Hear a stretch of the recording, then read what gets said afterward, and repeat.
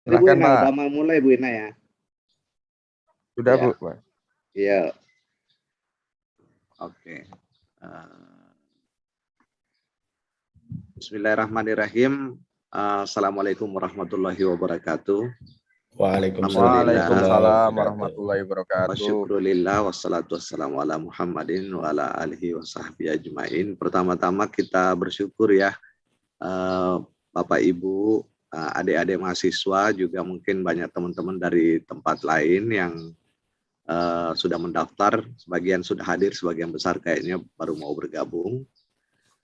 Pagi ini kita akan bincang-bincang ya soal sains dan teknologi yang sekarang ini meliputi kita semua.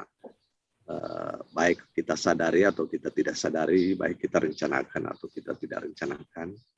Tapi kita tidak bisa menolak dan mendepak perkembangan sains dan teknologi yang semakin hari semakin bukan hanya maju tapi mencengangkan.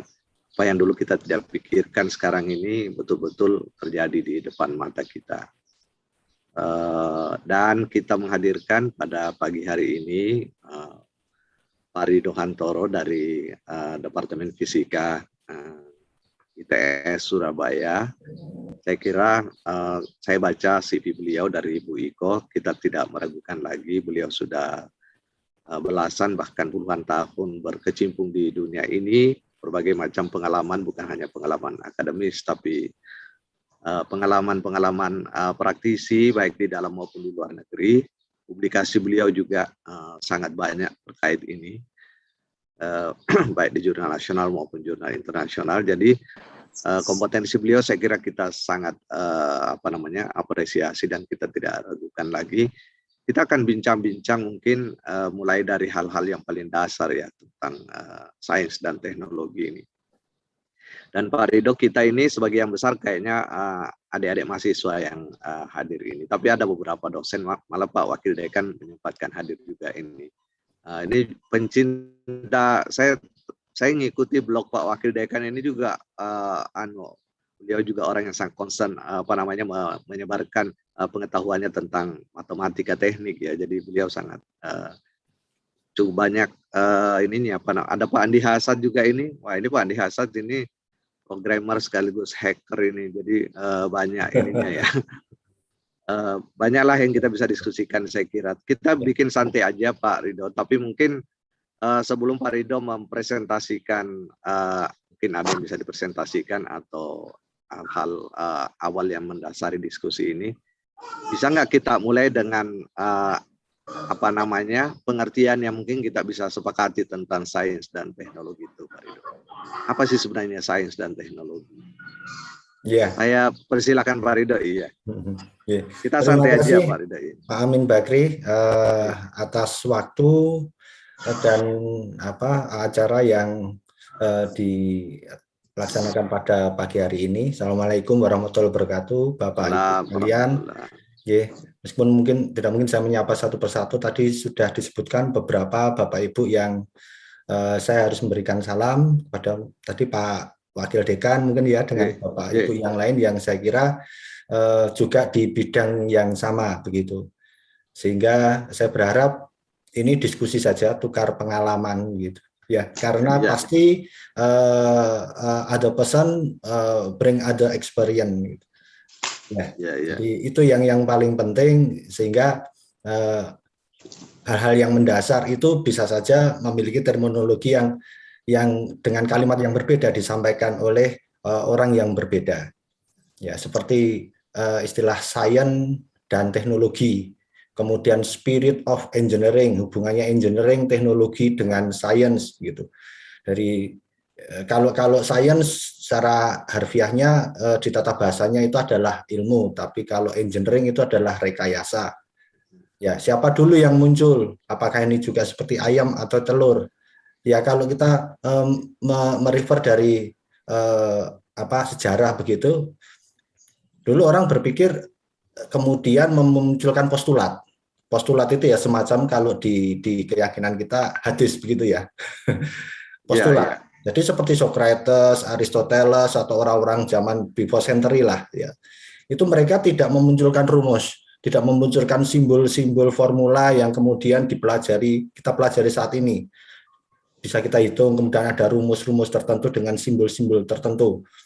Sehingga selama ini pengalaman saya pribadi mungkin juga sama dialami oleh Bapak Ibu sekalian. Dan mungkin juga ini pasti menjadi hal yang seringkali menjadi ganjalan untuk adik-adik mahasiswa, rekan-rekan mahasiswa kita di bidang sains dan engineering. Kita dianggap ini sangat sulit begitu kan, bahwa fisika itu sulit, matematik itu sulit gitu. Padahal dulu itu sebenarnya tidak ada yang mencetuskan langsung keluar menjadi formula, menjadi rumus begitu.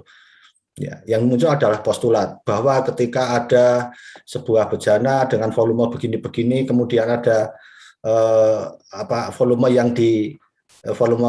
benda yang dimasukkan ke dia ke dalam bejana, kemudian itu sebanding dengan yang dipindahkan oleh bejana itu. Nah, itu kalimat. Kemudian secara sejarah kemudian itu dipelajari lebih lanjut, berevolusi, lalu kemudian orang memunculkan simbol-simbol untuk mempermudah ceritanya. Jadi sebenarnya rumus itu adalah jalan cerita.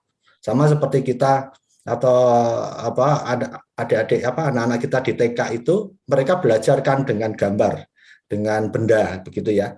Ceritanya bergambar. Artinya menceritakan sesuatu menjadi lebih mudah. Lain halnya dengan kita, untuk hal yang sama itu kita bercerita dengan rumus gitu. Sehingga apabila kita memahami rumus itu sebenarnya adalah sebuah jalan cerita, tidak harus dihafal karena kita akan kekurangan kita ya. Selama ini kan kita diajari untuk menghafal, tidak untuk memahami.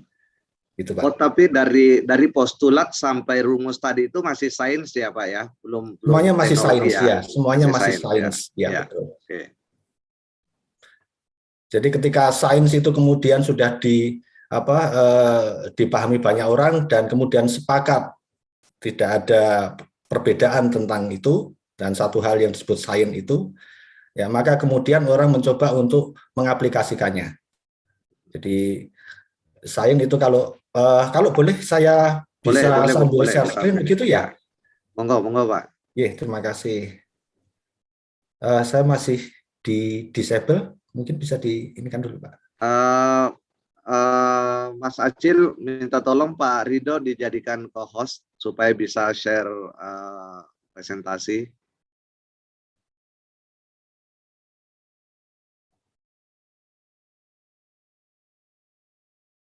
Halo Mas Acil, bisa dibikin co-host nggak Pak Ridhonya?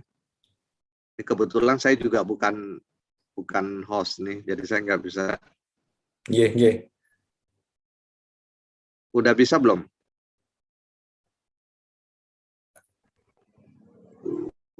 Sepertinya belum bisa. Belum. Yeah. Pak Taufik nggak pegang ini ya? Sekarang bisa Pak. Bisa. Udah bisa. Udah bisa Pak. Bukan co-host. Udah Pak Taufik, udah Pak. Oh iya, alhamdulillah. Yeah. Sudah muncul ya Pak? Muncul Pak. Sudah Pak. Sudah Pak. Terima kasih. Jadi saya menyiapkan beberapa slide yang ini sangat bisa untuk diinterupsi Pak. Jadi saya malah berharap ini kan tidak presentasi seperti umumnya kita punya acara webinar ya. Jadi kita discuss. Ini judulnya Spirit of Engineering, bahwa mereka itu engineering atau science sebenarnya. Science dan engineering itu ada di dalam tubuh kita dan di sekitar kita. Ya, seperti simpelnya kalau tadi ditanyakan sains dan teknologi. Kalau ini saya mulai dari yang paling ujung saja ya. Itu adalah teknologi. Simpel saja sebenarnya adalah metode atau tools yang digunakan untuk mempermudah hidup manusia. Jadi apapun itu yang disebut teknologi itu sebenarnya tujuannya adalah untuk kemanfaatan. Hanya saja kemudian karena manusianya itu kemudian ada dua kutub gitu ya. Apakah itu untuk kebaikan, kesejahteraan manusia atau untuk hal yang sifatnya merusak dan merugikan. Jadi kalau tadi yang kita diskusikan sebelumnya, sebenarnya cara berpikir kita manusia itu awalnya tetap dari alam, bahwa kita itu diciptakan sebagai sebaik-baiknya makhluk itu memang betul-betul sebaik-baiknya makhluk. Ya, sebagai makhluk hidup dan sebaik-baiknya makhluk karena kita diberi akal, itu yang membedakan kita dengan yang lainnya. Jadi mulai dari fenomena alam, dari nature, kemudian muncul pemikiran-pemikiran yang tadi itu, science, kemudian mengkristal, kemudian orang berusaha menggunakan itu untuk mempermudah hidup mereka. Ya, kita menggunakan itu untuk mempermudah hidup kita. Kemudian baru itu yang kemudian engineering yang sudah masif, yang sudah kemudian proven digunakan, itu yang kemudian disebut dengan teknologi.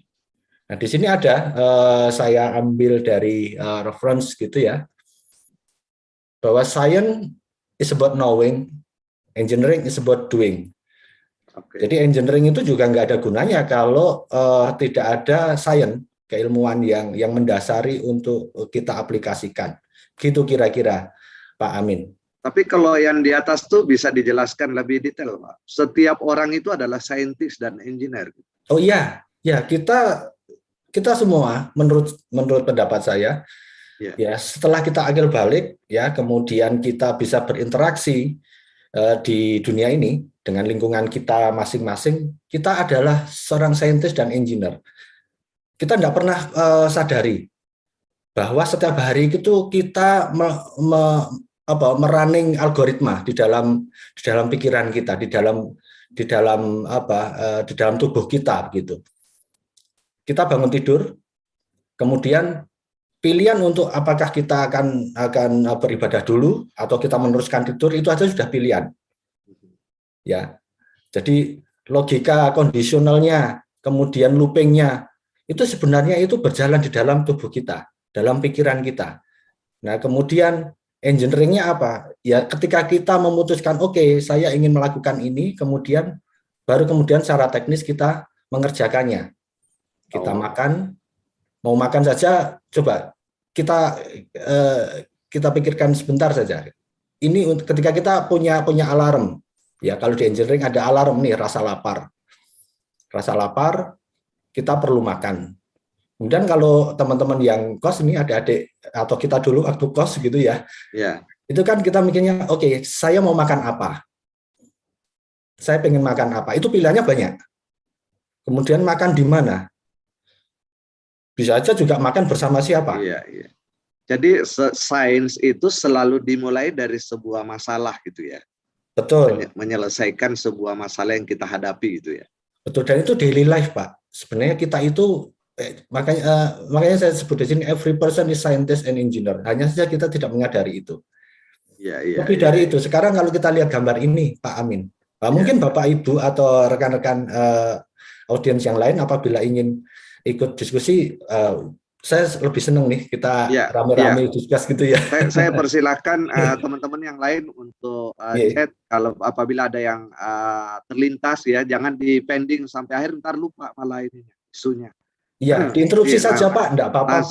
Kalau mau ngomong juga boleh, kita ramaikan dengan Pak Ridho. Ini sayang waktu kurang lebih 100 menit ini kita tidak dapat info dan pengalaman beliau ini. Ya. Silakan dilanjut dulu Pak Ridho ya. Ya, baik. Berhubungan dengan tadi, pilihan-pilihan yang banyak, algoritma yang ada di dalam diri kita. Ini kita bicara aja karena pusatnya adalah apa yang ada di dalam kepala kita, brain kita, cara berpikir kita, itu kan ada di situ. Nah, sekarang muncul yang populer tadi seperti disebutkan Pak Amin di pembukaan, ya, artificial intelligence. Begitu cepat teknologi ini, ya, itu berkembang. Ini sebenarnya kan tetap saja mengacu dan mengambil dari apa yang ada dalam tubuh kita, Pak. Jadi sehebat apapun teknologi, in my opinion, dalam opini saya, tetap saja manusia itu paling hebat. Ya, manusia itu sangat kompleks, sehingga apabila ingin mempelajari engineering, science dan engineering, maka pelajari diri kita. Simpel saja. Sekarang apa yang tidak menggunakan artificial intelligence, dari mulai HP kita, ya banyak peralatan elektronik, kemudian aktivitas kita bepergian, transportasi, semuanya menggunakan artificial intelligence. Dari mana ini diambil? Dari mana ini diadopsi? Dari cara berpikir kita. Simpel saja. Artificial intelligence adalah sebuah metode yang digunakan untuk mengaplikasikan sebuah teknologi dengan mengadopsi cara berpikir manusia. Makanya kemudian kita kenal, mungkin Bapak di sini ada yang lebih dalam terkait ini karena ini bukan bidang saya, seperti neural network ya, kemudian fuzzy, recurrent fuzzy, kemudian ada lagi game teori, ada macam-macam sekali. Itu semuanya sebenarnya intinya adalah mengambil cara berpikir manusia. Bahkan ada yang kemudian ada yang mengambil perilaku atau karakteristik dari sekumpulan hewan. Ada yang whales ya, bagaimana paus itu menyelesaikan masalahnya. Kemudian ada serigala, wolf. Itu saya kalau lihat tugas akhir mahasiswa saya di teknik fisika ini jadi terkagum-kagum sendiri. Ini ada yang seperti ini ya gitu. Jadi mengambil itu untuk bisa digunakan untuk menyelesaikan masalah kita. Artificial intelligence itu adalah diri kita, Pak.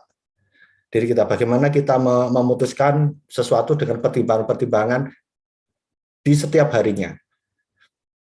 Jadi seperti dulu kita ya, jadi sains dan teknologi ini memang khas karya manusia ya. Jadi hanya manusia yang bisa menghasilkan sains. Ya, semuanya diturunkan dari manusia. Dari manusia, ya. Saya punya keyakinan seperti itu. Mungkin apabila ada pendapat yang lain, welcome sekali, Pak. Saya senang sekali. Karena selama saya menggeluti di sini, kuliahnya juga di sini, kemudian mengaplikasikan engineering, sains dan engineering juga di bidang ini, rasanya kok semakin kita itu banyak syukurnya gitu, semakin luar biasa memang kita ini, karena semuanya itu diadopsi dari diri kita. Ini ngomong IoT, maka IoT itu sebenarnya adalah diambil dari kita. Seperti halnya kita, contoh seperti fuzzy itu kan dengan training ya, diberikan data input yang baik, yang benar, kemudian dikasih tahu juga, diberitahu hasilnya yang benar seperti apa. Seperti kita mengajari anak-anak kita waktu kecil, Pak, Bapak Ibu sekalian. Ya, kalau kita ngajari dia itu 1 tambah 1 itu 3, maka yang akan dia tahu adalah itu. Sama seperti ketika kita mengajari anak-anak kita ini dengan hal yang negatif, maka itu yang akan keluar dari dia. Itu adalah relasi keilmuan yang muncul di dalam kepalanya dia begitu. Ini contoh IoT. Iya. Pak Ridho, ini kan ada 2 hal ya. Pertama, manusia sebagai saintis dan engineer, maksudnya manusia yang menghasilkan itu sains dan engineer. Tapi kan di sisi lain manusia juga adalah pengguna ya.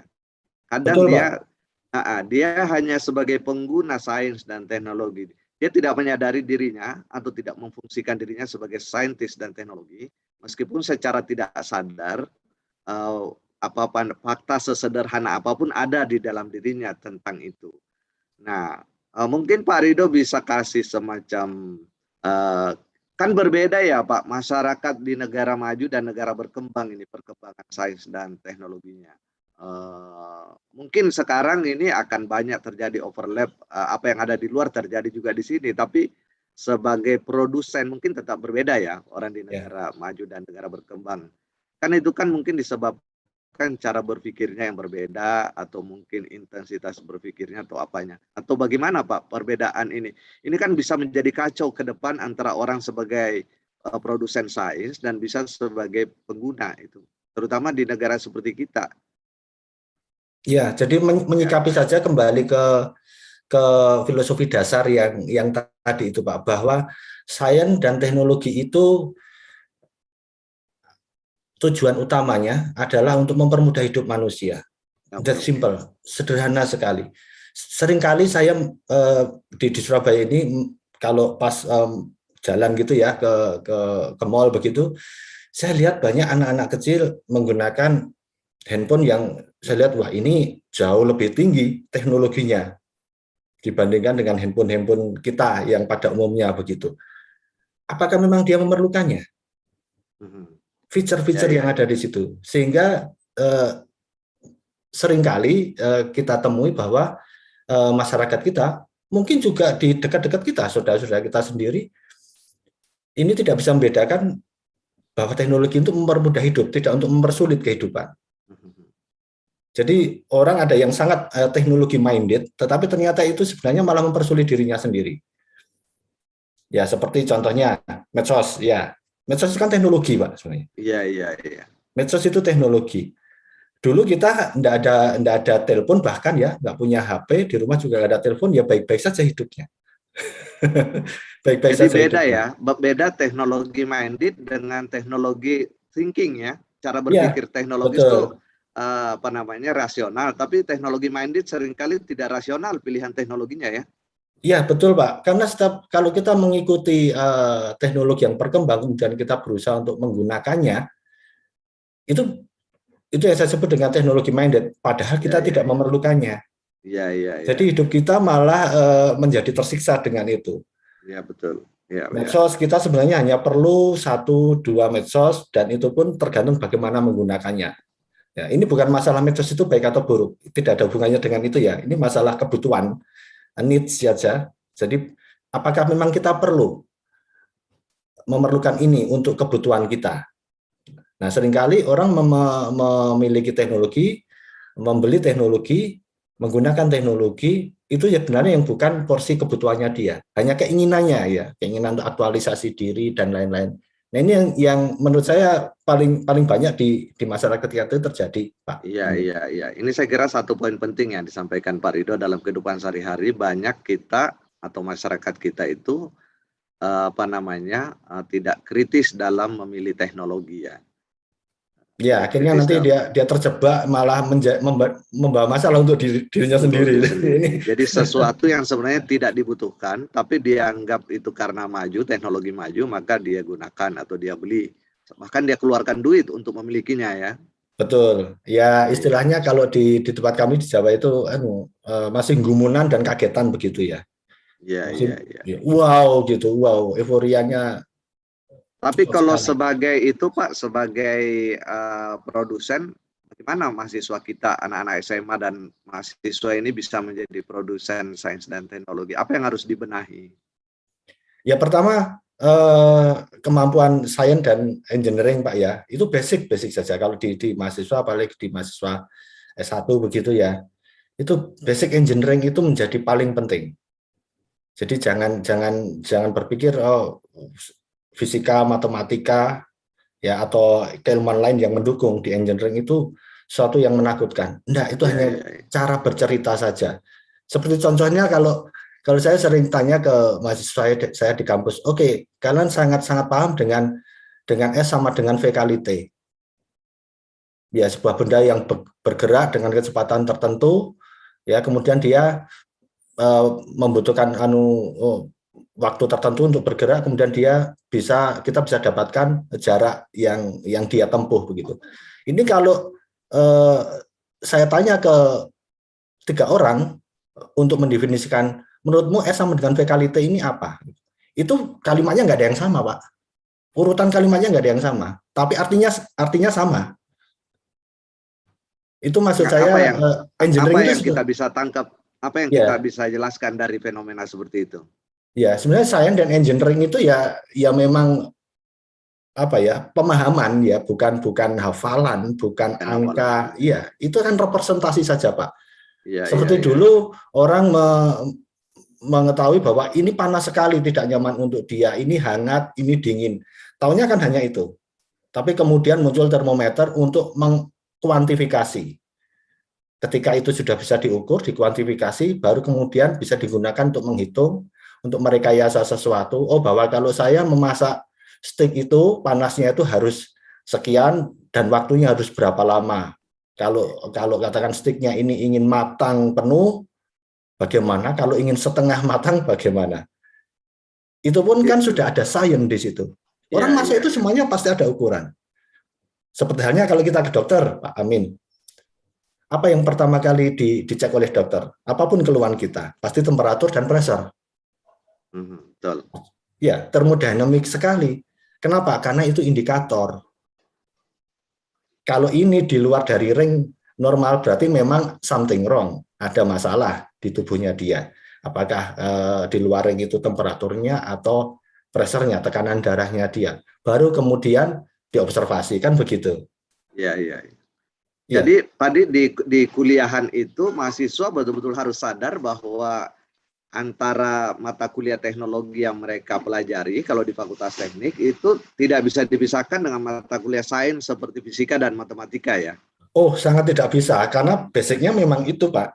Ya, ya. Basicnya memang itu. Matematik, kalau di tempat kami matematik di teknik fisika itu matematik dan fisik itu adalah hal yang memang sudah lagi tidak menjadi beban, tapi menjadi daily life begitu. Dan itu yang harus dibentuk Pak, environment itu Pak. Nah itu boleh ada ini nggak tips-tips ke mahasiswa kita Pak, gimana caranya matematika itu menjadi sesuatu yang sifatnya daily life ya, yang seperti makanan gitu apa? Ya biasanya kalau kami ada proyek-proyek kecil begitu ya, kalau di mata kuliah itu kami buatkan proyek-proyek kecil, kasus-kasus kecil.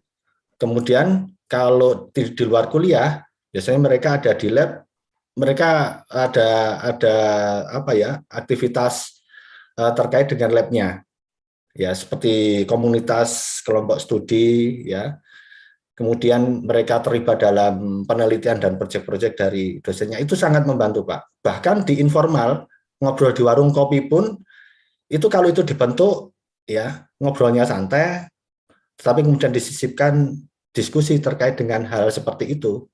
Harus itu dibikin nyaman ya, harus dibikin nyaman matematika ini ya. Betul, menjadi terbiasa dengan itu kan sebenarnya membiasakan saja Pak. Iya. Ya, contohnya seperti begini Pak, kalau ada orang yang tidak bisa berenang kemudian ingin belajar berenang, kemudian ada orang kasih dia buku, chicken soup lah biasanya seperti itu ya, 10 cara cepat bisa berenang dalam 1 jam. Oke, dibaca, dihafal, kemudian ditanya, dia hafal urutannya dan benar sesuai dengan yang ada di buku itu. Kemudian suruh dia masuk ke kolam renang. Kira-kira bisa renang nggak dia? Nggak bisa Pak. Untuk bisa berenang itu ya tetap saja harus pakai minum air, pakai harus sedikit kram gitu ya. Ya kira-kira begitu. Belajar sepeda jatuh dulu lah gitu ya. Lah, betul. Jadi spiritnya itu Pak yang penting Pak. Bahwa apapun yang dipelajari sebenarnya insya Allah bisa, tidak ada masalah dengan itu. Ilmu itu ada banyak di sekitar kita, ya. Metode ada banyak, sumber ada banyak. Saya kira sampai di sini Pak Ridho menjelaskan ke kita cukup banyak hal penting ya. Kita bisa tindak lanjuti dengan diskusi lebih lanjut. Silakan mungkin sebelum Pak Ridho lanjut ke bicara tentang otak nih ya, main ya. Mungkin ada teman-teman, Bapak Ibu dosen atau adik-adik mahasiswa yang ingin bertanya. Oh ya, saya ucapkan selamat ya ke 10 pendaftar pertama itu diberikan kesempatan registrasi gratis ke Fakultas Teknik Unisma Bekasi. Oh bagus juga panitia ya. Apresiasi karena cepat daftar kali ya. Iya. Nah nanti kalau ada yang bertanya atau menjawab pertanyaan dari saya atau dari Pak Ridho, nanti kita kasih ini ya, panitia ya, kita kasih hadiah lah macam-macam nanti. Silakan kalau ada pertanyaan, dan kalau belum mungkin bisa lanjutkan ya, apa ini Pak maksudnya ini kita kita harus refleksi tentang kita punya mind. Ya, ini saya munculkan satu pertanyaan. Kalau tadi bagian kepala itu kita bisa lakukan banyak hal Pak ya. Kemudian kalau kita bisa bicara sistem di tubuh kita, kalau kita lihat tubuh itu maka sangat kental bahwa ini adalah sangat kedokteran, ini sangat biologi, begitu ya, ini anatomi tubuh, macam-macam. Nah, ini kemudian kalau di science dan engineering, teknologinya apa yang muncul? Ternyata seperti yang kita lihat di sebelah kanan.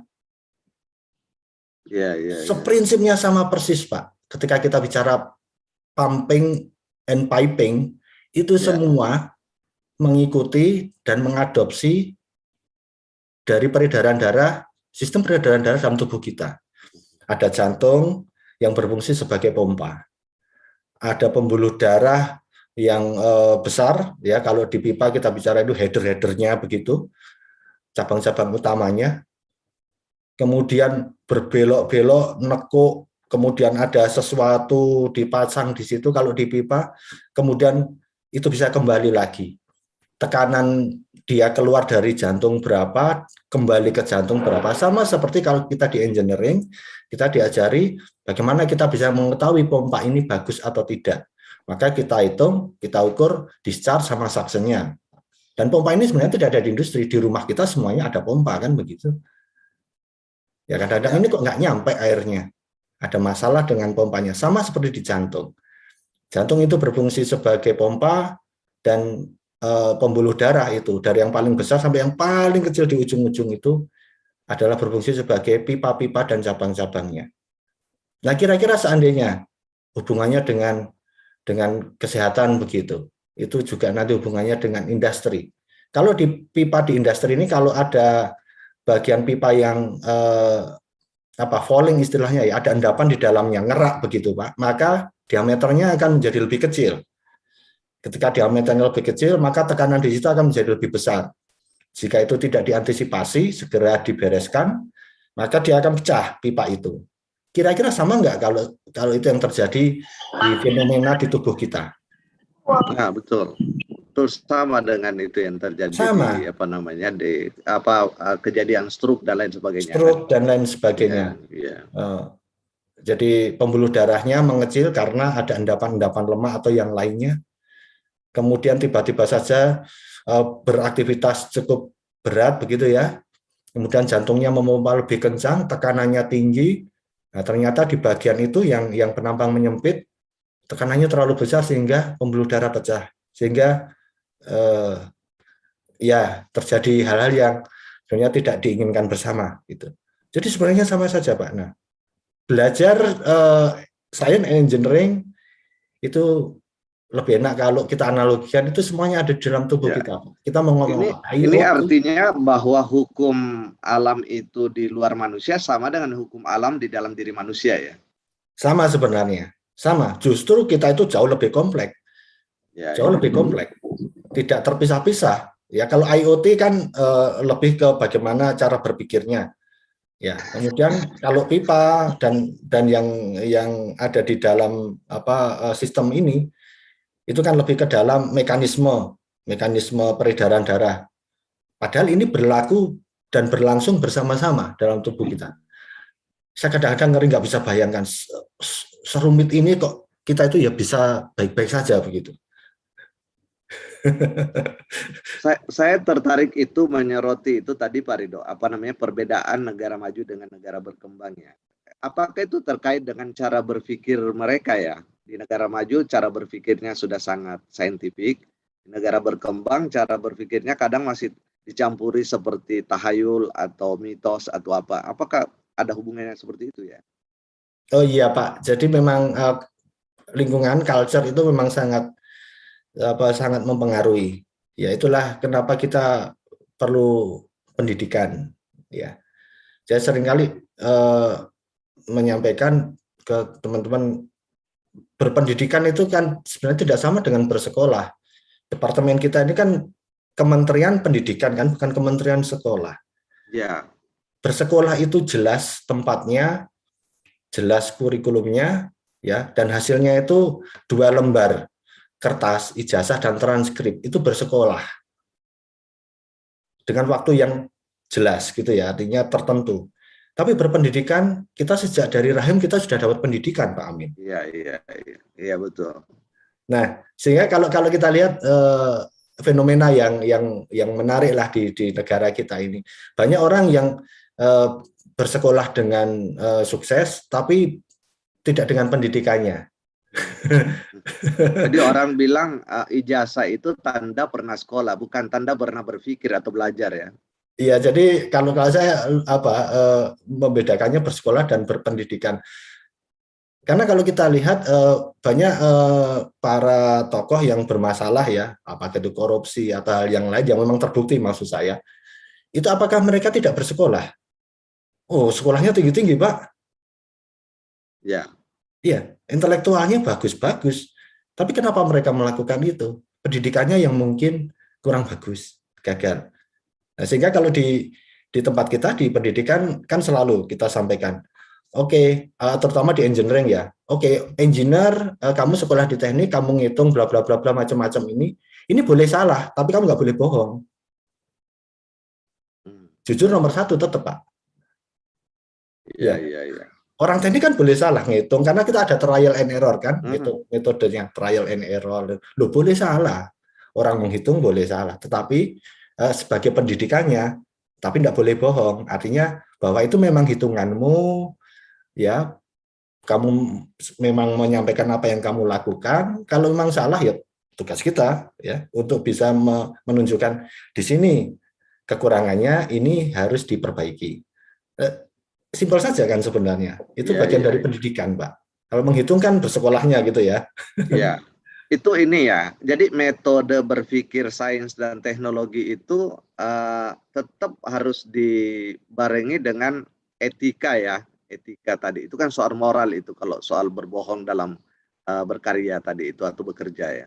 Ya, betul. Tapi itu akan memberikan efek yang sangat besar, Pak. Seperti tadi di sudut di awal itu, ini akan membuat orang itu ke distraction atau ke prosperity. Karena orang pintar, orang pandai, yang otaknya kriminal, itu jauh lebih berbahaya, Pak, daripada orang yang tidak pandai, tidak pintar, otaknya kriminal. Betul, betul. Iya, iya, iya.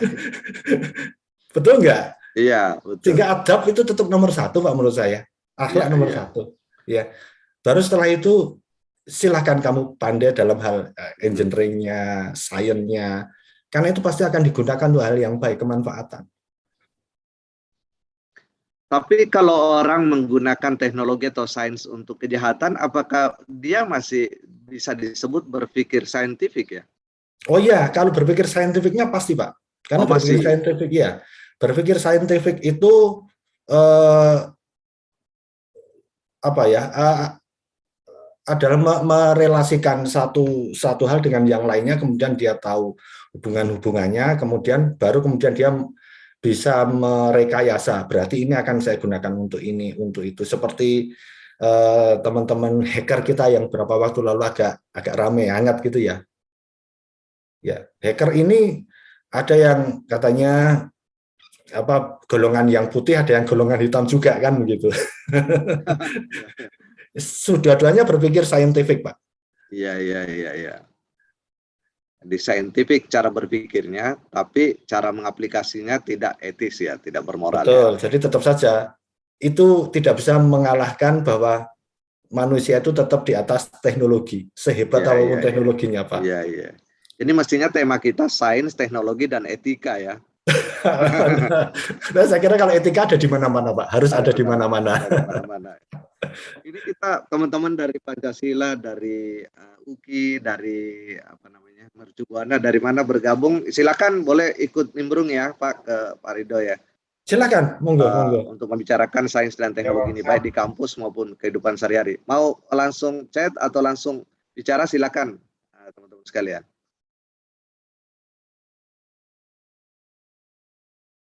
Yang dari Unisma silakan.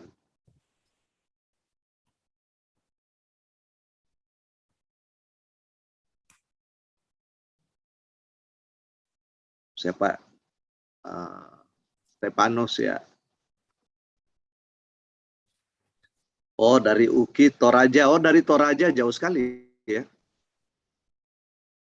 Oke, saya coba baca juga di sini.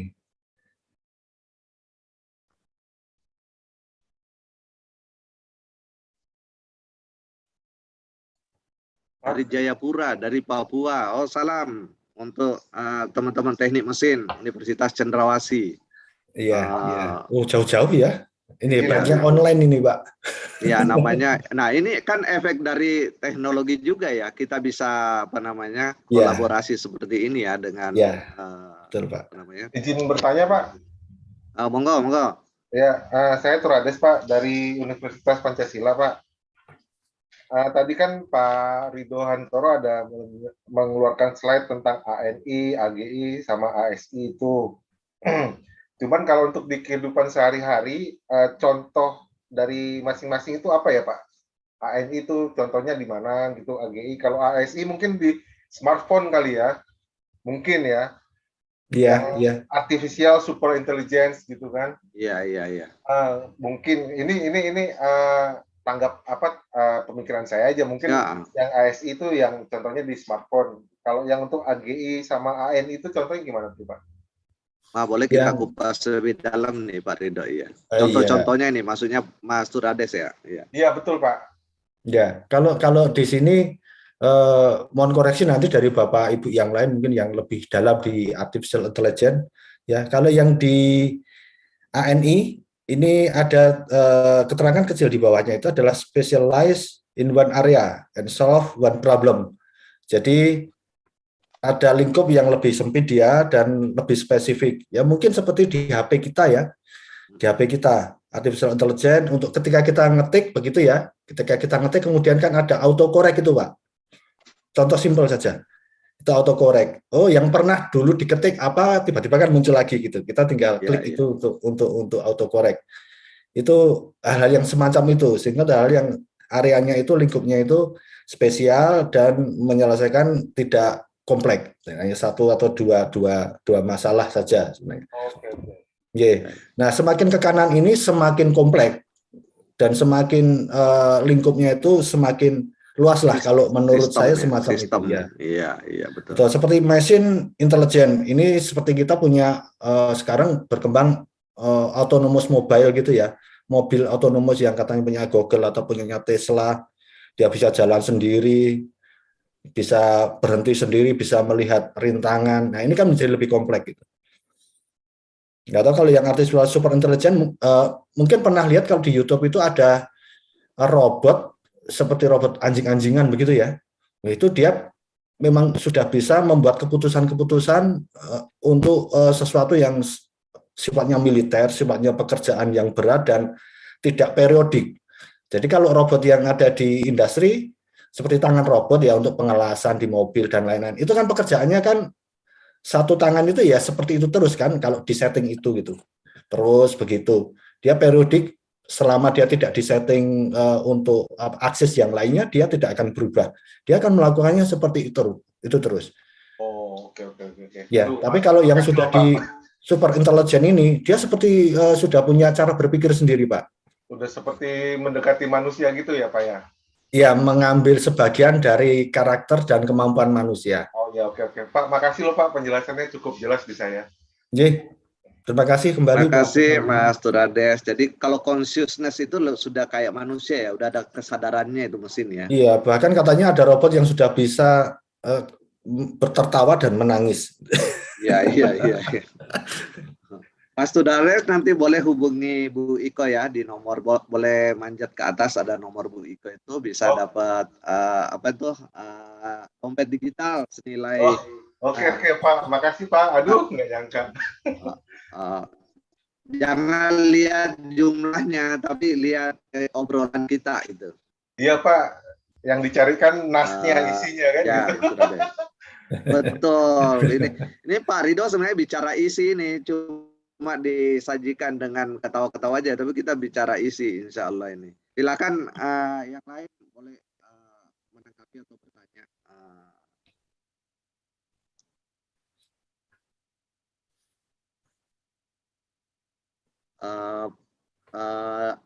Alfat, Mas Alfat dari Bekasi ingin bertanya, sebenarnya matematika itu diciptakan atau ditemukan? Oh, menarik juga pertanyaan. Matematika itu diciptakan atau ditemukan? Oke, wah ini pertanyaannya filosofis ini. Tasawuf sekali nih ya. Filosofis sekali. Filosofis sekali. Ya, tentu saja apapun yang ada di dunia ini diciptakan dan kita tahu siapa penciptanya, ya. Diciptakan. Kemudian upaya kita sebagai manusia karena sudah diberikan label oleh Tuhan bahwa kita ini adalah makhluk yang paling baik. Menurut saya ini Pak, tetap saja ini pendapat saya begitu ya. Menurut saya karena kita memang sudah dilabeli dan diciptakan memang dengan kemampuan yang berbeda dengan makhluk lain, kita diberi akal, maka kita kemudian berusaha menggunakan apa yang sudah diciptakan itu, mencari apa yang sudah diciptakan itu untuk mempermudah kehidupan kita. Simpel saja dari zaman dulu, zaman batu, kemudian ke zaman logam, kemudian sampai ke zaman sekarang ini, itu kan evolusi manusia karena kemampuan manusia. Dan kemampuan manusia sendiri kan bukan karena dia sendiri, karena memang sudah diberikan modal kan kita ini, akal. Sehingga memang sayang sekali kalau kita sudah diberikan kemudahan dan diberikan kelebihan yang seperti ini, kemudian kita tidak menggunakannya itu dengan baik, dengan maksimal. Sayang sekali karena banyak ilmu. Ya, contohnya seperti yang secara sederhana, matematika itu adalah intelijensinya itu sudah ada di dalam diri manusia ya, sudah sejak awal ya. Oh iya Pak, sudah Pak, ada. Setiap orang itu sudah sama sebenarnya porsinya. Hanya saja menjadi berbeda, itu karena bagaimana kita menggunakan 24 jam kita. Betul kan ya, sejak sejak Nabi Adam, manusia pertama sampai sekarang, ini setiap manusia diberi 24 jam yang sama. Tetapi jadinya beda-beda. Tergantung digunakan untuk apa 24 jam itu. Tapi kemudian perkembangan matematika itu ditemukan kembali oleh manusia gitu ya, maksudnya ya. Iya betul, karena mereka dikembangkan ya. Ya, diformulasikan, kemudian dibuat lebih mudah untuk bisa digunakan. Istilahnya seperti itu, Pak. Contoh seperti yang ini cocok dengan slide yang sekarang muncul ini, Pak. Ya, ini ada gambar binatang-binatang. Nah, kira-kira apakah ini kita yang menciptakan? Tentu saja tidak. Tuhan menciptakan ini semua. Ini ada burung yang berbeda yang saya munculkan di sini. Satunya itu burung elang, yang di tengah dan di kanan itu burung elang, kemudian yang sebelah kiri itu burung pelikan ya itu. Betapa hebatnya Tuhan itu. Kita bisa melihat dari paruh burung dan dari kepaan sayapnya saja kita tahu bahwa ini tuh bahaya atau tidak dan apa jenis makanannya. Apakah kita yang mendesain? Oh enggak. Kemudian kita mempelajari itu. Bahwa kemampuan elang itu untuk dia bermanuver itu berbeda dengan kemampuan pelikan ini ketika dia terbang dan bermanuver. Karena apa? Aspek rasio sayapnya, ketika kemudian derajat kebebasan sayapnya, gerakan sayapnya, bentuk tubuhnya saja berbeda. Dia lebih aerodinamik, lebih slim. Sehingga kemudian ini diadopsi oleh manusia menjadi pesawat dan lain-lain itu kan Pak. Sesuatu yang cepat, bergerak cepat, selalu kita lihat ini aerodinamik. Coba kita lihat kemudian yang di bawah. Perbedaan antara ikan paus dengan sekian banyak kontrol mode di situ ya, ada sekian banyak sirip itu ada semuanya kontrol Pak. Itu digunakan untuk mengontrol gerakan. Dibandingkan dengan ikan gurami ini kalau nggak salah saya ambil itu. Iya, iya. Kita bikin robot gerak kiri kanan aja begitu susahnya ya. Betul. Bukankah ini ilmu ya? Ini sudah diciptakan Tuhan, tapi kemudian bagaimana kita mengadopsi kemampuan-kemampuan dan perilaku dari hewan-hewan ini untuk kebutuhan kita. Sehingga kita bisa membuat kereta api cepat, mobil cepat, balapan, kemudian pesawat-pesawat. Pesawat domestik, komersial, untuk penumpang, passenger, bentuk sayap jauh berbeda dengan kalau kita lihat pesawat untuk perang, jet tempur. Jauh sekali berbeda. Adopsinya jelas sekali. Atau yang sebelah kanan, yang memangsa dan yang dimangsa lah istilahnya. Lihat bentuk tubuhnya. Nature-nya sudah berbeda, Pak. Ini maksud saya, dari sini kemudian biasanya orang berpikir, wah kenapa ya, kok ini begini, ini begitu. Itu kan kemudian memunculkan sains. Ya, pertanyaan pertamanya kan pasti kenapa, Pak? Kenapa? Karena banyak bertanya kenapa, itu akan banyak memberikan motivasi untuk kita untuk mencari tahu. Curiosity-nya, rasa ingin tahunya menjadi tinggi. Nah, kalau terlalu banyak kenapa berikutnya, ya, kemudian itu tidak dibatasi, maka kita tidak akan masuk ke engineering. Ketika kita sudah tahu kenapa begini, kenapa begitu, kemudian untuk bisa menjadi teknologi, maka pertanyaannya harus dirubah menjadi what. Ya, sekarang apa yang harus dilakukan? Tidak lagi kenapa, kan itu. Karena kenapa itu mencari tahu sesuatu yang sudah terjadi. Kenapa kok ini begini, kenapa itu begitu. Mencari tahu. Tapi setelah itu untuk engineering kita harus lewat pertanyaan what, sehingga apa yang harus dilakukan kalau masalahnya ini. Baru setelah apa itu dan pertanyaan yang lain. Ya. Apa dan bagaimana ya. Betul, baru pertanyaan yang lain Pak, kapan itu dilakukan, bagaimana melakukannya, itu baru kita ngomong teknologinya, teknisnya, kan begitu. Ya. Saya kira ini mungkin bisa menjadi lebih mudah untuk dipahami. Saya berharap begitu, Pak. Iya, mungkin begitu, Mas Alfat ya. Kalau penjelasan Pak Ridho, sebenarnya matematika itu sudah ada di dalam diri setiap manusia, tinggal bagaimana dia kembangkan ya. Tapi sebenarnya itu antara Plato dan Aristoteles memang agak berbeda dalam menyikapi ilmu itu. Kalau Socrates kan menganggap ilmu itu dari luar masuk ke dalam, sedangkan Plato itu kan lebih menganggap manusia itu ketika mengetahui sesuatu hanya mengingat apa yang dulu dia pernah sudah ketahui ya. Nah, matematika itu mungkin lebih dekat ke perdebatan tentang itu ya. Karena ini kan teknologi itu sudah sangat aplikasi, sedangkan matematika itu masih sangat itu ya Pak ya. Masih sangat ilmu logika sebenarnya matematika itu ya. Iya, tapi itu memang dasar yang memang harus ada Pak. Jadi itu memang betul-betul fondasi ya, matematik. Artinya tidak harus menjadi sangat pakar di situ, tergantung bidang engineering, science engineering-nya itu akan kemana begitu. Dan kita mengambil secukupnya saja, sesuai dengan apa yang dibutuhkan gitu. Seperti kami kalau di Fakultas Teknik Pak, teman-teman itu kan ada mata kuliah namanya matematika teknik ya Pak. Ya, sama ada juga di tempat kami. Matematika teknik, ya kalau teknik fisika pasti ada juga. Nah, matematika teknik juga nih macam-macam kan kurikulumnya. Tidak semuanya dipelajari. Jadi kalau yang sipil beda, yang elektro beda, sama yang komputer juga beda gitu. Jadi mungkin yang dimaksud matematika teknik itu adalah ilmu matematika yang sangat berguna untuk mengembangkan engineering yang dia tekuni itu ya. Ya betul, betul Pak. Saya sepakat itu. Karena kita tidak mungkin mempelajari semuanya. Ya. Silakan teman-teman yang lain mungkin ada yang ingin ditanyakan. Kembali, terima kasih kembali Mas Alfat. Bisa menghubungi Bu Iko ya, Mas Alfat ya, di nomor yang di atas. Nah, terus ini apa ini Pak? Ilustrasi apa ini Pak Ridho? Oh ya, ini kira-kira kalau Bapak-Bapak yang di teknik mesin di bidang fluid mungkin ya, itu pasti cukup atau sangat familiar dengan ini. Ini tampilan dari sebuah simulasi CFD, Computational Fluid Dynamics gitu ya. Bisa saya sampaikan ini hubungannya dengan sains ketika kita sudah tahu ilmunya, bagaimana perilaku fluida, bagaimana perilaku panas, interaksinya dengan benda-benda yang dia lewati atau yang melewati dia. Ya, kemudian ada persamaan-persamaan yang semuanya matematik itu tadi yang Pak Amin sampaikan.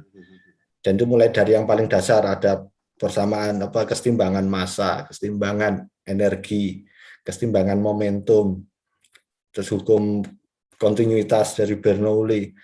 Itu kemudian oleh teman-teman di matematik, kemudian di IT ya, kemudian dibuatkan algoritma, kemudian angka-angka hasil perhitungan iterasi yang dihasilkan itu dimunculkan dalam bentuk warna, kontur begitu, kemudian munculnya seperti ini.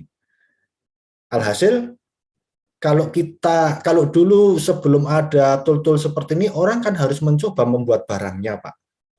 Kemudian mencobanya, gagal. Trial and error ya. Iya, trial and error. Berapa biaya diperlukan? Berapa waktu yang harus dialokasikan untuk itu? Dan itu belum tentu berhasil. Perlu berkali-kali. Tapi dengan adanya pemahaman sains ya, dan kemudian aplikasi apa yang ingin didapatkan atau engineering-nya seperti apa, orang mendesain, dicoba dulu dengan pendekatan-pendekatan. Jadi sebenarnya kita itu seperti dukun, Mbak, seperti paranormal sebenarnya kita itu orang engineering, science and engineering ini ya. Cuman bedanya kita dengan data, dengan keterukuran. Kemudian metodenya terukur gitu ya. Betul, dengan metode, ada data, ada keterukuran. Nah, kalau paranormal kan enggak. Kita enggak tahu itu dari mana, perasaan dia atau perasaan yang lain. Jumping ya. Iya. Makanya saya sering bilang ke mahasiswa, kalau kamu itu menjustifikasi sesuatu yang sifatnya engineering tapi tidak menggunakan metode, tidak memunculkan datanya, perhitungan sainsnya itu dari mana, ya nggak ada bedanya kamu dengan paranormal. Iya, iya, iya. Bagaimana kita bisa menerima ini secara secara saintifik gitu ya, scientifically accepted gitu. Kan sulit, Pak. Ini kan kalau kayak kita minta ada 3 orang untuk menilai sebuah mobil ini bagus nggak menurut kalian? Jawabannya bisa beda-beda. Iya, Ya iya. kan? Karena tergantung parameter masing-masing, Pak. Iya, iya. Saya kira ini yang bisa saya tunjukkan dengan slide ini. Sehingga dengan adanya CFD ini kita bisa memprediksi seperti contohnya untuk di gas turbin atau steam turbin yang di sebelah atas ini. Kemudian ini di heat exchanger. Kira-kira perilakunya gimana? Perpindahan panas dan perilaku alirannya di dalam cubing yang jumlahnya ratusan itu atau bahkan ribuan itu seperti apa?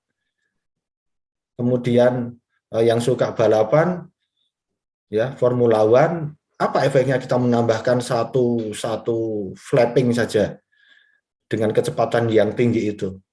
Atau teman-teman yang di biasanya smart city ya di bagian lingkungan mungkin di sipil mungkin juga ini bisa memprediksi kalau sebuah kota itu dengan bangunan-bangunan besarnya seperti ini komposisinya kira-kira kalau ada angin dari arah tertentu itu bisa disimulasikan. Kira-kira di mana angin itu akan membentuk pusaran, di mana kira-kira bagian yang di situ tidak ditanami pohon yang tinggi karena akan rentan untuk roboh. Ini juga untuk bisa banjir, flood ya. Kalau teman-teman di sipil biasanya bisa ini Pak melakukan ini. Ya. Jadi banyak sekali yang bisa kita gunakan sebagai kemanfaatan, memprediksi sesuatu. Iya, iya, iya. Tapi ini ya Pak Ridho ya, untuk kepentingan mahasiswa yang lagi menekuni bidang teknologi itu ada 2 sisi ya. Kalau kita menggunakan dan memanfaatkan software-software yang sekarang, yang dia melakukan bypass, kita mahasiswa tidak perlu repot-repot menghitung lagi kan. Jadi cenderung itu desain mahasiswa yang penting bisa mengoperasionalkan toolsnya. Dia bisa dapatkan desainnya dengan optimum tanpa perhitungan seperti kita zaman dulu gitu. Oh iya, iya. Ya. Nah ya, itu plus minusnya seperti apa ya ya dengan betul, alumni sekarang kita? Gitu. Iya, iya. Ini fenomenanya memang seperti itu. Ada juga ya itu saya kira fenomena yang umum Pak. Iya.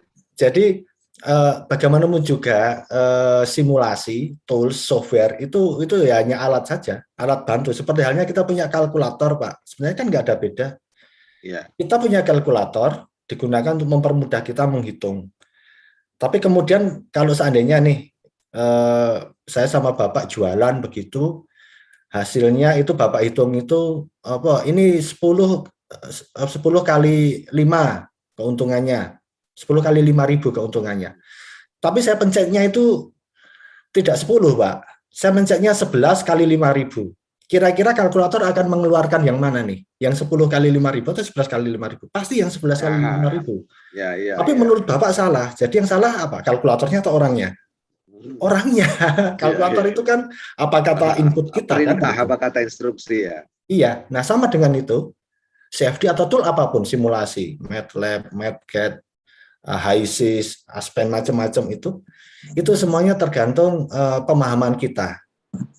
Yang ya, halo, mungkin ada yang masuk. Enggak, ini pertanyaan teks aja Pak. Oh ya. Okay. Ya, jadi tadi seperti itu ya Pak Ridho ya. Iya, jadi tergantung kita. Ada juga yang mau ini ya, resen ya, boleh sebelum saya bacakan yang di teks, boleh silakan yang mau ngomong langsung ke Pak Ridho, silakan. Monggo silakan. Iya. Siapa tadi? Saudara Martin ya, Martin Duma ya.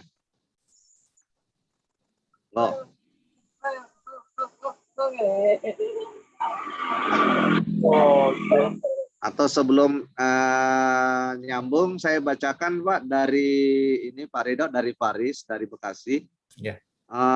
Tapi kenapa ya Pak teknologi dan sains di Indonesia lebih tertinggal dari negara yang lain? Maksudnya kan tadi teknologi itu ada di dalam diri kita semua, ya potensi itu ada di dalam diri kita semua. Tapi kenapa sains dan teknologi di Indonesia ini kita boleh disebut tertinggal dari negara-negara lain yang lebih maju seperti misalnya Jepang, Eropa dan seterusnya.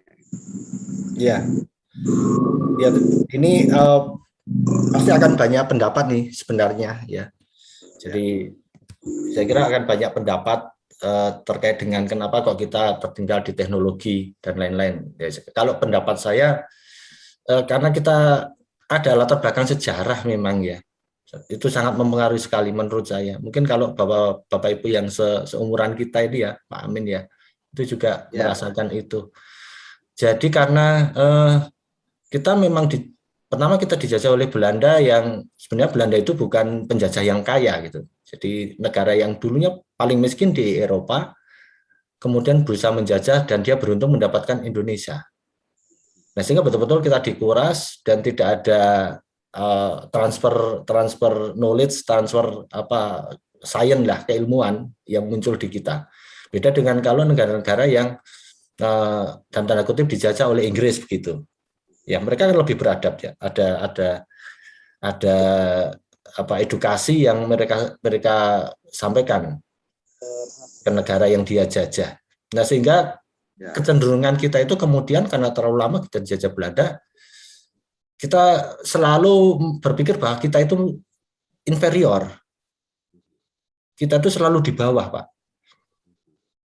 Lihat saja, pada umumnya ya masyarakat awam kita ya, masyarakat kita sekitar kita itu kalau mereka melihat bule, melihat orang-orang Eropa, pasti yang muncul di kepala adalah, wah ini keren, ini pandai, ini modern, ini hebat.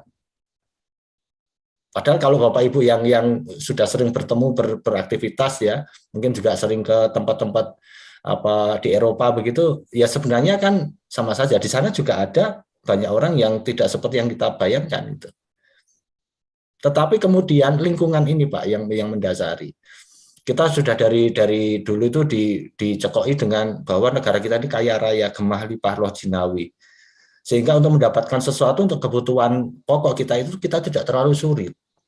Untuk makan saja kita nggak bingung sebenarnya kan, kebun belakangnya udah bisa ditanamin dan kita makan gitu untuk hidup. Berbeda dengan soal mental ya di situ ya. Betul Pak, lebih ke mental modelnya gitu. Mental modelnya dan itu sangat banyak aspeknya. Saya kira teman-teman di sosial ya itu jauh lebih paham hal seperti di sejarah itu lebih paham itu. Ya. Artinya itu cukup berpengaruh memang ya. Saya kira betul. Menarik diteliti itu ya. Seberapa besar pengaruhnya itu mental terhadap kemunduran kita dalam hal ini ya. Ya, seperti sejarah saja Pak ya. Kita lihat Jepang dan Jerman. Kita tidak menafikan kan mereka memang dua negara yang termasuk paling hebat dalam hal teknologi. Jepang bisa seperti itu karena dia porak-poranda, dia tidak punya resource, ya. Kemudian dia sadar bahwa yang mereka punya hanya SDM. Sama seperti Jerman setelah Perang Dunia II, mereka punya resource, Pak. Kemudian mereka merubah haluannya, berarti apa yang harus kita perbaiki, yang harus kita buat lebih baik. Senjatanya apa nih modal kita? Cari modalnya SDM, Pak. Jadi 60-70% pendapatan nasional di Jerman itu dari riset, Pak. Dari perusahaan-perusahaan besar yang kemudian mempercayakan risetnya ke lembaga-lembaga pendidikan, ya university, lembaga-lembaga penelitian di sana. Itu kemudian modal dan uang masuk ke mereka. Luar biasa ya. Iya. Jadi environment itu menurut saya memang nomor satu. Kita memang tidak perlu mulu-mulu untuk merubah negara ini ya kalau kita secara pribadi, tapi kita bisa merubah lingkungan di mana kita punya kewenangan di situ Pak, di lingkaran pengaruh kita. Betul. Kalau itu dilakukan itu sudah baik sekali Pak, ya sudah baik sekali. Dan itu berjalan masif di seluruh Indonesia ya, itu luar biasa kalau bisa berjalan. Iya, enggak perlu punya cita-cita merubah negara lah. Iya. Karena toh kalau visi negara kan tetap setiap 5 tahun dirubah, tapi juga tidak banyak tidak banyak berubah. Karena loopingnya mulai dari nol lagi Pak ya. 1, 2, 3, 4, 5 balik lagi nol lagi. Nggak naik-naik. Ada teman dari Teknik Elektro Undana, Universitas Cendana, silakan. Lagi raise hand ya. Ya, baik, terima kasih Pak. Ya, Sedikit perkenalkan. Oh iya, saya Alvin dari Teknik Elektro Undana. Elvin, Elektro ya. Ya, baik Pak. Namun dalam kesempatan ini jika saya tidak bertanya, namun saya rugi Pak. Iya betul. Mau bertanya Pak, tadi Bapak menyinggung tentang mesin Pak. Berhubung dengan energi terbarukan sekarang ini, mobil listrik ini Pak, apa pendapat Bapak tentang mobil listrik ini yang berbobot dari mobil listrik ini sehingga diterbitkannya Pak untuk menggantikan bahan bakarnya begitu Pak? Mungkin begitu saja Pak. Pak Rido mungkin bisa nangkep ya dari teman kita Elvin dari Universitas Undana Papua. Gimana dengan fenomena mobil listrik ini? Apa yang kita bisa tangkap dari sini Pak? Apa manfaatnya, apa namanya efeknya ke depan dan seterusnya? Karena soal energi terbarukan tadi. Terhadap masyarakat dan terhadap masyarakat ya. Iya. Pendapat saya Pak, pertama kenapa listrik? Ya, kenapa listrik? Kenapa tidak tetap ke bahan bakar yang sekarang ada, ke minyak gitu? Karena penggunaan energi listrik ini jelas less polutan. Ya. Polusinya sedikit sekali, kecil sekali ya. Pasti masih ada, tapi kecil sekali dibandingkan dengan kalau kita membakar minyak. Itu pertama. Kedua, karena ketersediaan. Ya, kalau ketersediaan minyak itu jelas negara kita itu sebenarnya bukan negara yang kaya minyak, Pak. Ya, sharing kita, kontribusi kita ke dunia itu tidak ada 1%, 0,0 sekian persen. Kecil sekali sebenarnya kita itu. Sehingga seperti tadi saya sampaikan, stereotip bahwa kita itu kaya dengan minyak, kaya dengan gas itu sebenarnya sudah harus bisa digeser. Tidak seperti itu.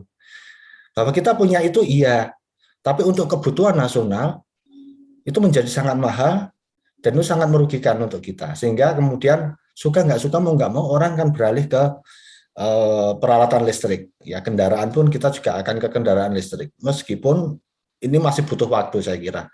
Ya, masih butuh waktu. 10, 20, 30 tahun ini baru kemudian bisa masif. Gitu.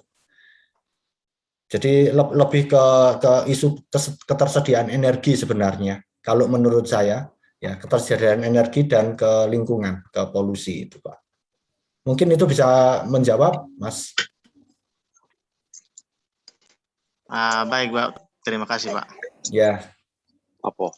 Itu kalau mobil listrik kan harus pakai ini ya, shelter pengisian bahan bakar kan ya? Ya, Pak Rido ya. Betul. Jadi station charging-nya itu adalah infrastruktur yang memang harus disiapkan. Seperti kemarin ada teman dari Jakarta, Pak, main ke Surabaya, dia pakai Hyundai yang electric vehicle itu ya. Ya, Hyundai sekarang jual itu. Ya, butuh kira-kira hampir 20 jam, Pak. Padahal sudah tol terus itu.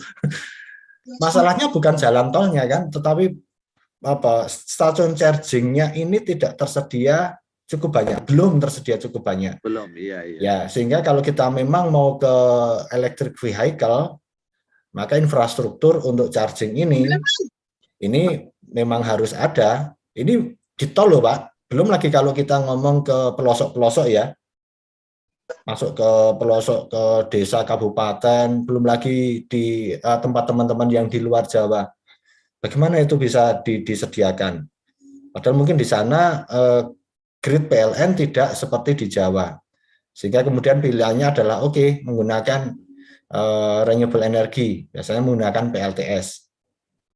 Nah, kalau memang efeknya itu multiplier-nya itu bisa ke situ, ya saya kira baik-baik saja. Tetapi kan harus disiapkan dengan benar-benar gitu.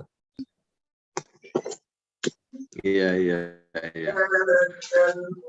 Artinya secara potensinya besar, tapi kebutuhan investasi dan infrastrukturnya juga tidak kecil ya Pak ya? Ya, besar sekali itu Pak kebutuhannya. Iya, ini nanti bisa ke policy juga sebenarnya. Ya sering-sering dimintai masukan untuk naskah akademik sebenarnya untuk bapak-bapak di SDM. Cuman ya gimana ya, naskah akademik yang baik dari aspek ekonomi, teman-teman dari ekonomis itu ya, kemudian dari sosial, dari engineering, semuanya sudah masuk. Keputusannya itu keputusan politik aja, Pak, kan gitu seringkali. Iya, betul. Iya, iya. Nah, itu yang membuat kita masih jalan di tempat. Iya, iya. Artinya teknologi sudah siap, tapi kita mau Betul. apa tidak gitu ya. Kita Betul. mau apa tidak itu. Betul. Mau itu kan ada konsekuensinya kan.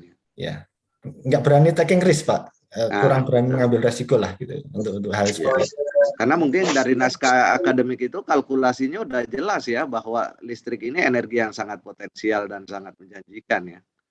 Betul, Pak. Jadi seperti kita punya nasional punya target di 2025 kan sharing kontribusi energi terbarukan maunya 23% itu ya. Ya. Nah, tapi sekarang sampai ini tahun 2021 kita masih di berapa 15-16%, Pak. Padahal waktunya tinggal 4 tahun. 4 tahun ngejar kira-kira 8%. Apa itu make sense? Iya, iya. Siapa saja yang harus dilibatkan untuk bisa terrealisir itu kan tidak gampang. Cuman karena kita itu karena di kementerian itu kan juga banyak orang engineering, sehingga ya diakali engineering kan gitu. Mungkin nanti ada aturan, berarti 2025 kita tidak 23%. Jadi set point-nya yang diturunkan, Pak. Kita cukup 20% saja. Nah, itulah tadi itu.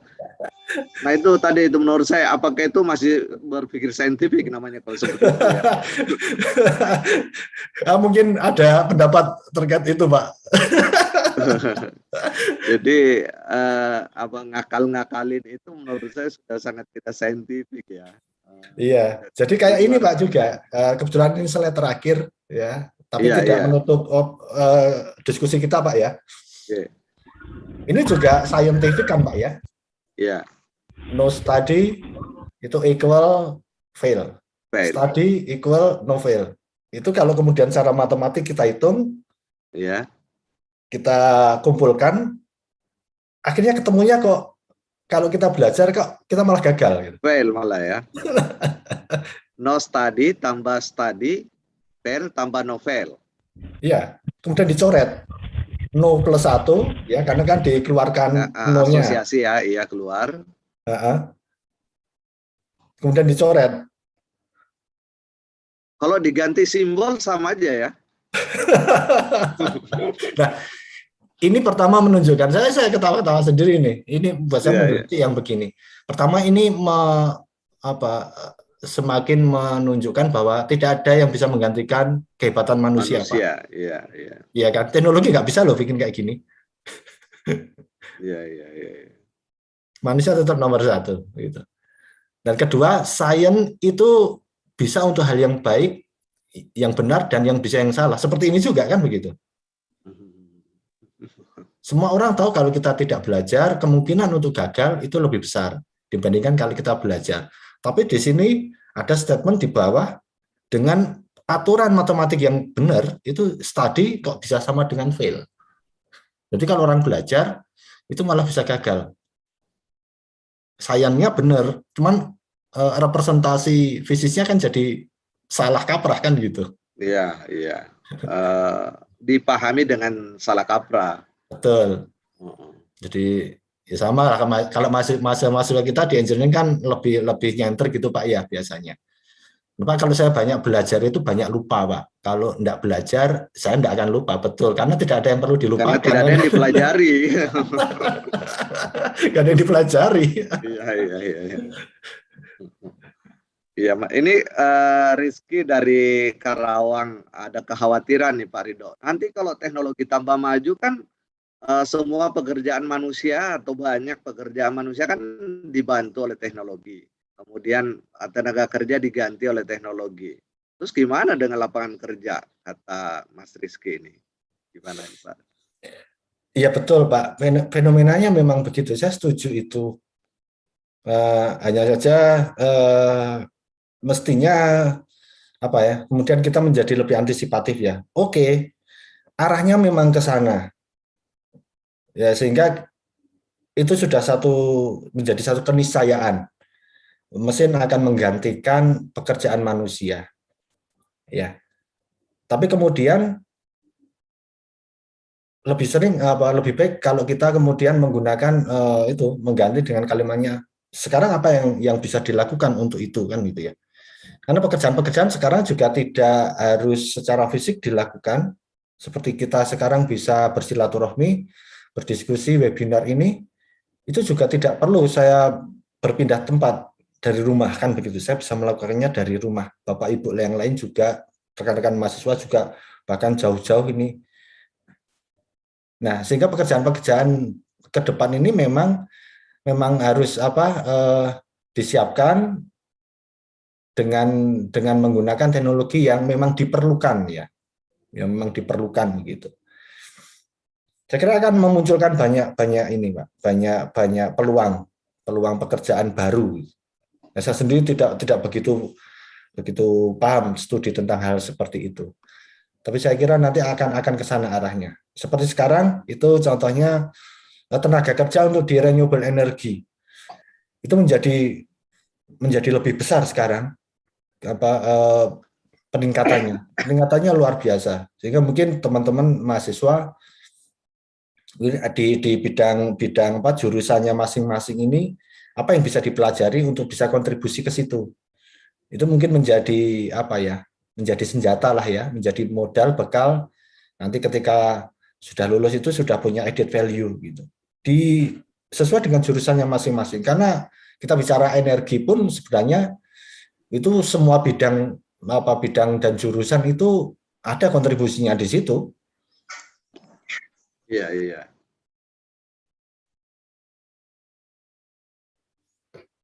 Ada yang menarik mungkin Pak Ridho ini ditanggapi, ada Pak Ahmad Nurdin, Kepala Sekolah SMK. Mohon masukan Pak Ridho ini. Beliau kan Kepala Sekolah SMK, lagi concern bagaimana kurikulum yang terbaik untuk SMK ini, terutama beliau ini punya jurusan sistem informasi jaringan ya, sistem informasi jaringan dan aplikasi SIJA. Masa SMK-nya 4 tahun. Apa yang paling penting di dalam kurikulum ini menurut Pak Ridho harus diberikan kepada anak-anak SMK sebelum lulus 4 tahun ini? Kalau misalnya contohnya atau kasusnya seperti jurusan seperti ini. Wah ya, ini pertanyaan dari beliau ini sebenarnya berat sekali ini jawabannya, untuk ya sulit sekali. Pertama karena butuh workshop ini ya. Karena kurikulum Pak ya. Iya. Kita tahu kurikulum kita itu luar biasa ganti-ganti. Betul. Yang akreditasi dan lain-lain. Saya kira kesulitannya sama ya yang dirasakan bapak-bapak pengajar kita di SMK. Dan saya terus terang sangat appreciate ya. Kita menghargai sekali kiprahnya bapak-bapak di SMK, karena memang berat Pak.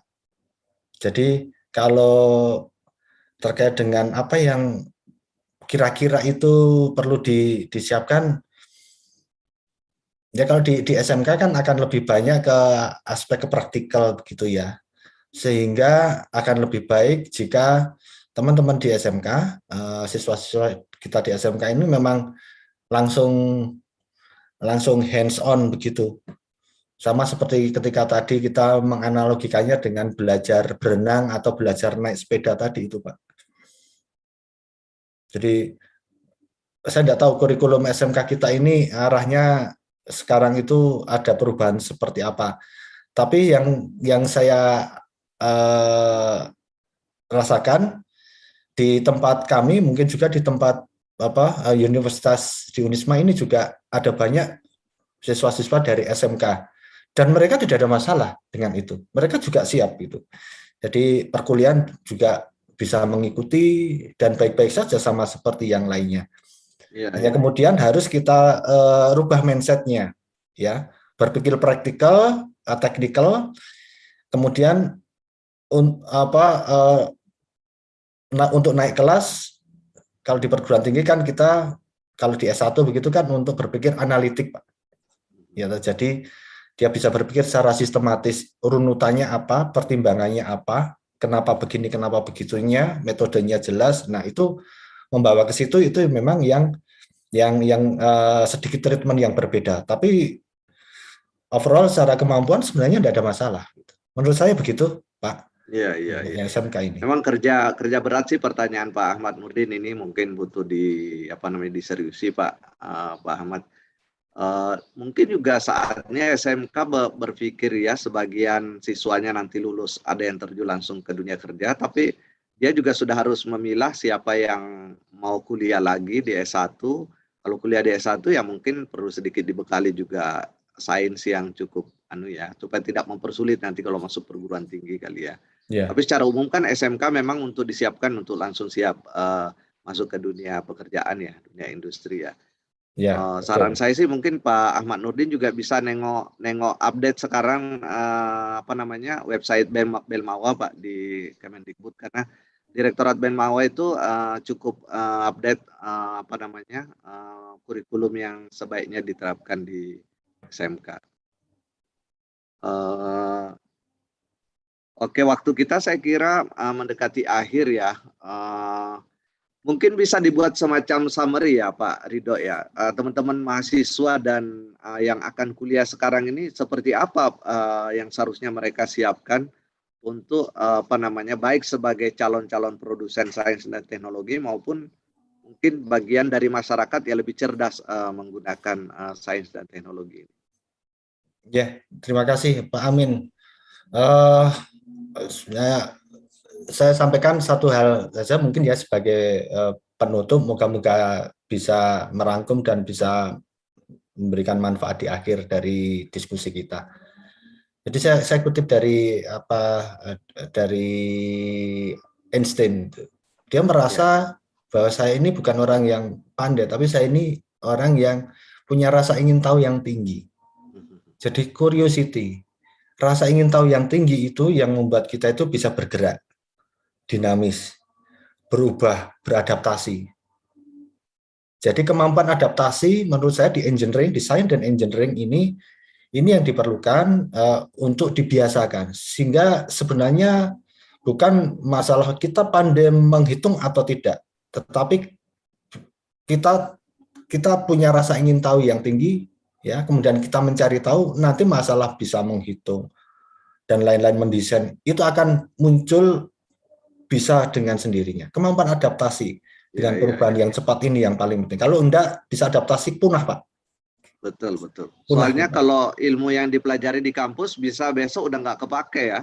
Betul. Dan dari sekian banyak mata kuliah sebenarnya yang betul-betul membantu kita atau mahasiswa kita untuk bekerja itu sebenarnya berapa persen dari situ? Iya, betul. Tidak semuanya kan begitu. Ya. Saya kira itu yang paling penting yang bisa saya sampaikan. Adaptasi ya, kemampuan adaptasi. Karena pengalaman yang sama yang dirasakan oleh orang-orang yang berbeda itu akan memberikan pelajaran yang berbeda. Seperti saya dan Pak Amin ini naik kereta bareng dari Bekasi ke Surabaya, keretanya sama, tempat duduknya di posisi yang sama, ya, cuman depan belakang begitu mungkin. Selama sekian jam sampai di Surabaya, ini kalau ditanya bagaimana pengalaman naik keretanya, bisa lain ceritanya loh Pak. Iya. Jadi sehingga tergantung kita. Ya, tergantung kita sensitif untuk mengambil ilmu, ya, mengambil ibroh, ya, pelajaran, kemudian seperti semacam itulah mengambil pengalaman itu gitu. Ya. Boleh pengalaman sama tapi ilmu yang dihasilkan ilmunya berbeda, bisa ya. lain, Pelajaran yang dihasilkan berbeda. Itu kembali kepada mahasiswa, kembali kepada masyarakat, dosen dan seterusnya. Ya. Baik Pak Ridho, terima kasih banyak. Saya lupa tadi 5 penanya tercepat ya, boleh menghubungi Bu Iko, ada hadiah dompet digital senilai kalau saya nggak salah 50.000. Mas Turades dari Pancasila, Alfat dari Bekasi, Alfarizin dari Bekasi, Bang Elvin dari Papua, dan Mas Rizky dari Karawang.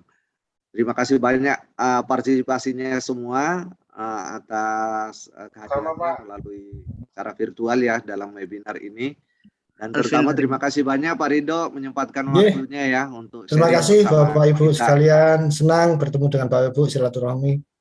Ya, Terima mudah-mudahan kasih, sehat Pak terus Ridho. Pak Ridho beraktivitas di kantor Terima dan kasih, di Pak mana Ridho. saja. matur nuwun, monggo. Ya, salam buat Papua ya, Mas Alvin. NTT, Pak. Oh, NTT, Undana NTT, betul. Ya. Baik, dari saya kira cukup ya, Bapak Ibu dan teman-teman sekalian. Mudah-mudahan kita masih dipertemukan dalam forum ilmiah yang lain di masa-masa yang akan datang. Mohon maaf kalau ada yang kurang berkenan karena mungkin saya menyampaikannya terlalu santai ini karena masih di rumah juga ya. Tapi saya kira ya, saya yakin ada manfaat yang bisa kita petik dari apa yang disampaikan oleh Pak Ridho pada hari ini. Tetap semangat dan mudah-mudahan Indonesia semakin maju ya. Amin. Ya. Terima kasih Bapak Ibu. Monggo ditutup Pak ya. Monggo ditutup Pak Amin. Monggo. Oh iya. Kenapa Mas Alvin? Sudah boleh izin keluar ya Pak? Oh boleh ya. Kita sama-sama keluar ya. Terima kasih banyak atas perhatiannya. Assalamualaikum warahmatullahi wabarakatuh. Waalaikumsalam warahmatullahi wabarakatuh. Waalaikumsalam warahmatullahi wabarakatuh. Waalaikumsalam warahmatullahi wabarakatuh. Matur nuwun Pak Amin. Matur nuwun Pak. Nggih, monggo. Matur nuwun Pak Ridho. Sami-sami Pak Taufikur. Matur nuwun Bapak Ibu sekalian. Nggih, monggo. Saya izin live. Terima kasih Pak. Oh iya, sama-sama. Tadi ya, mohon menghubungi Bu Iko untuk hadiahnya.